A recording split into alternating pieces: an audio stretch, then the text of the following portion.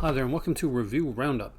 So, what this is going to be basically is I'm going to be reviewing uh, some films and actually some sets here that I really do enjoy and I recommend. And I'll let you know how much I enjoy or recommend each particular film or title, and why you should or should not pick it up. So, the ones that I have here, I received from Mill Creek. It took me a while to get through all these, but I wanted to make sure that I watched all the films before I actually came on and spoke about them. Now, how many films are we talking about in kind of quick fire succession? Well, it's 14 exactly, 14 films. So there are three sets here. There is one film on its own, and I'm going to go through them like fairly quickly. But I'm going to get, I think, hopefully you get an idea of how I feel about each particular one, and I'll talk about the kind of pluses and minuses. So first up is the '90s Kid Star Collection. So if you're a '90s kid, you probably know these films here. I'm like an '80s kid, but I had children that are now grown that would have grown up with a lot of these films, and some of these here I watch just because, to be honest with you, I like good filmmaking, and it doesn't matter if it's an action film or a horror film or a kids film. I like films that are well made, and there are some really well made films on here. We have both My Girl and its sequel, My Girl 2, and I can honestly say My Girl still to this day does make me tear up. I do like the sequel as well, but it's really hard to come out off that first one. That is so good. We also got Wild America, which I thought was a really fun watch as well.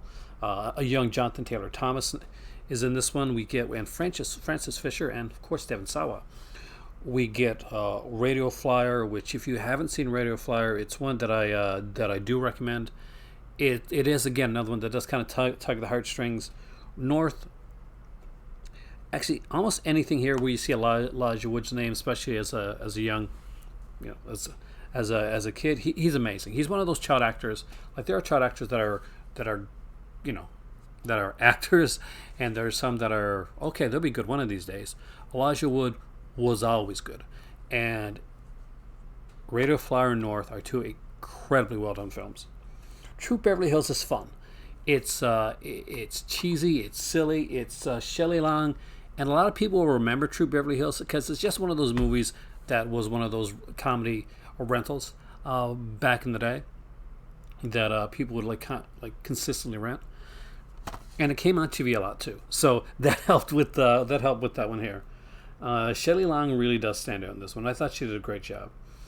We got Stephanie Beacham in this one here as well. Mary Gross is in this. I think it's the one Mary Gross. Yeah, Mary Gross in this one. Incredibly well done.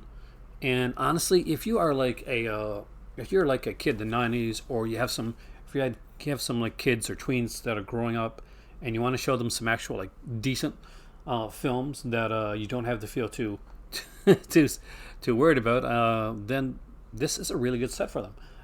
For me, I like this because it kind of harkens back to my younger days, and I love the. I can't say that there is an actual bad film on this. Let's see. You let me know what you think. But can you say there's a bad film on this set? Because for me, there really is. Now you should know that this does come. At least this release does come in 2 discs, so there is going to be 3 films on each set. I didn't find that bothered me that much, but some people are iffy with that. But it's 6 films that are fantastic little films, and it's a good collection, especially for younger viewers. Really enjoyed that. Next up is one that I don't normally watch a lot of now. Now I grabbed this one because, well, there's a couple films in particular that stood out to me. You, Me, and Dupree is one that I've always liked, so that was kind of a no-brainer there. Because I said so, I like Diane Keaton and Mandy Moore. They have a nice dynamic together, but I've never really knew much about Mandy Moore. I know she's a singer. That there goes show my age, doesn't it? We get Deborah Messing, and there goes show my age. I said, don't make that mistake.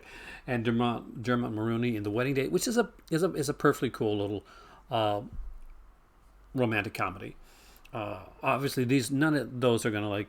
It's not going to set the world on fire, but it is exactly what it's meant to be. It's romantic comedy, works well. And if you've ever seen any of those typical romantic comedies that come on either Netflix or Hallmark or anything like that, it checks all those boxes. So if you like romantic comedy, this is definitely going to be up your aisle. Head Over Heels with Monica Porter and Freddie Prinze Jr. Some people don't like this film. I actually do. I just like some of this cheesy stuff, and it just came around at the right time. Now, all of these here are PG-13 rated, so it's nothing too. I don't think anyway. It's going to be too serious. If you watch up, you want to watch with your family, then you should be okay. But more than likely, this is going to be one of those sets that you put on, and not. Well, for me, I put on, got some snacks, got some tea, and I sat back over this course, and I watched all 4 of these in one night, by the way, and just sat back and watched these, and I just had a fun time. Sometimes you need that. Sometimes you need something that's just going to relax you. And 4 comedy favorites, I wouldn't say these are all out and out hilarious, laugh out loud comedies. They're more the romantic comedy sense. You, Me, and Dupree is probably the most of the one, in my opinion anyway, of the more of the laugh out loud type. But again, I like Owen Wilson, I like Matt Dillon, I like Seth Rogen, so I like that kind of stoner comedy. But all 4 of these are fun. Depending on what you're watching them for, you're going to get a different mileage out of them. Next up is one that is very different from me. Ace Ventura, Pet Detective, Ace Ventura When Nature Calls, and The Cable Guy. So this is oh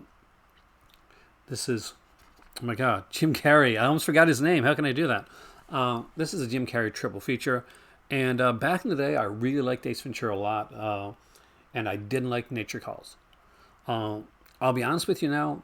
I wasn't as big in Ace Ventura Pet Detective now. The humor didn't stand up as well for me personally. When Nature Calls was a bit better than I remembered it. And that surprised me. I still wasn't like big on the Ace Ventura things. I think I like the cartoon more than the films. Now the cartoon I still don't mind, but you know what I did love, and the reason I'm glad I got this. See this one right here, The Cable Guy. This is highly underrated. I loved this film. I actually watched this one twice. So The Cable Guy is Jim Carrey and Matthew Broderick. It is a dark film. It is comedic, but it is no way like a laugh out loud comedy. It's not supposed to be. You get like a young appearance from Jack Black on here as well, as a co-worker of Broderick's that really doesn't buy buy what's being sold by Jim Carrey. Jim Carrey plays this really dark role of this TV obsessed guy that he's. There's a sequence in the film where they flashback, and we see his mom is like going out again. And apparently, so she's just shoving him in front of the TV. That's his babysitter. And there's a line in the film that really rings true, where he says, "Sometimes you just have to turn off the babysitter." It's dark. There's comedy in the film, but it is definitely a dark comedy, and that's one of the reasons that I kind of love The Cable Guy. It's always been a favorite of mine. Every time I go back to it, I find something that I didn't find before, and if there's anyone that I can recommend, it's this film right here. Like this is incredible. I don't know if or when I'm going to watch the Ace Ventura films again. I know I'll be watching this again, and in the near future. I really do unabashedly love The Cable Guy.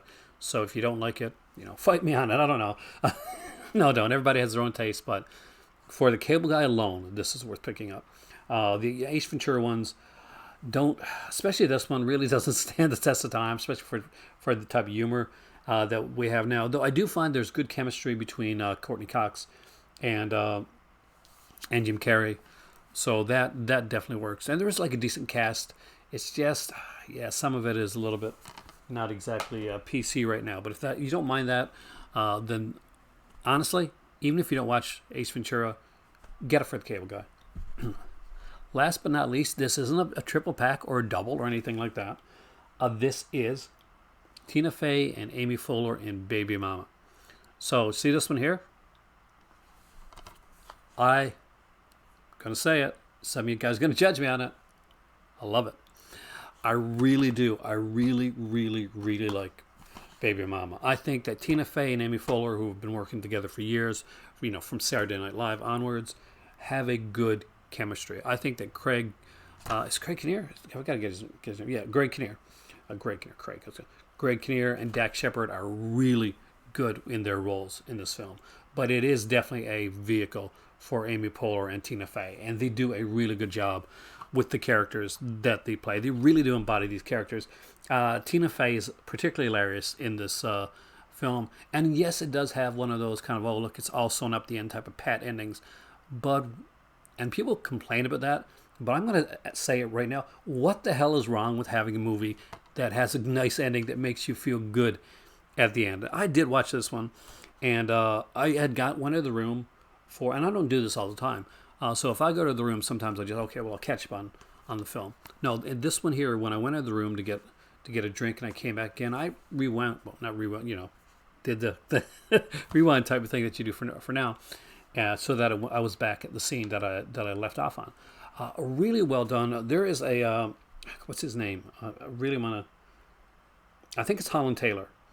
I think he's the guy that plays the doorman, and he's really, really good in this film as well. Sigourney Weaver's really great, and there's this kind of like ongoing joke where has this clinic anyway for women that can't have babies, to get like surrogate mothers, and they play a joke, kind of like basically an ongoing joke about her age and the fact that she's really fertile and she's still having kids. It really plays it well. It's funny. I like this film, and I know this isn't the type of stuff I normally talk about, but yeah. So there you go. There are 3 sets. And they're going to go in different mileage. If you are somebody with a lot of nostalgia for the '90s, and you're like a '90s kid, or you just want to get some good films for your younger, if you got kids or younger people in your family, this is a good buy. This one is definitely going to be more for the romantic comedy people in you. So if you're not into the romantic comedies, this may not be your jam. But if you are, and you just like the light films that they sometimes put on like Netflix or Hallmark Channel or something like that. No, these are better than Hallmark movies, but still. And then again, I like some Hallmark movies, so you never know. But my better half hates them. But this, actually, there's a few in here she likes. She likes You, Me, and Dupree as well, I think. I got to watch this one on my own because she was working at the time, actually. But actually, it's good. But again, it's going to depend on the mods, romantic comedies that you like. I thought they were fun films, but your opinion is going to be how it works for you. This one here, I recommend grabbing just for the Cable Guy. I would love to see them put out like a good Blu-ray of the Cable Guy on its own. I would definitely buy that. But that being said, it's nice to have like the DVD copy that I can just kind of carry with me anywhere, because I do watch this film a lot. I know, weird, isn't it? But yeah, Baby Mama. Yeah, I do. I'm not gonna lie. I do have like a man crush on Tina Fey and Amy Poehler, both of them. So that definitely kind of sways me a bit there. But no, this actually is a really good film. It has a good cast, and there's a good supporting cast of comedians as well.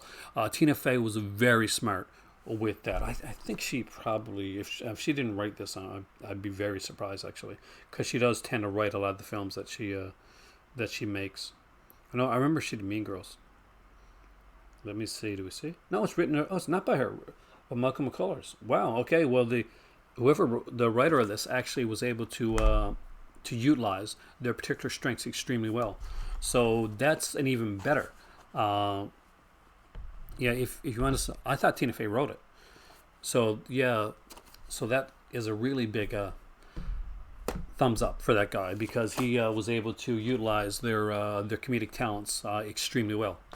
Anyway, this has been Review Roundup. If you want to see more of these, by the way, let me know, because I do like doing these rapid fire reviews where I can actually talk about some films that I really enjoyed. I've got another review roundup coming up in the very near future. We're going to talk about more drama suspense style films. But for today, the comedy roundup, I think you guys hopefully found some films there that you like, because there's a few there that I'm going to rewatch. I'll be definitely rewatching Baby Mama. I'm always going to rewatch watch the Cable Guy, and I will probably actually honestly rewatch this pretty much. I don't think there's a film on set that I don't like, so this set will be in rotation as well. And when I want a light romantic comedy or watch something kind of nice and easygoing, then we'll go there. I'll probably go towards the You, Me, and Dupree and head over heels because I'm that cheesy type of guy. I am Aaron. Thank you for watching the Call to Cinema today, and I will see you here again really, really soon.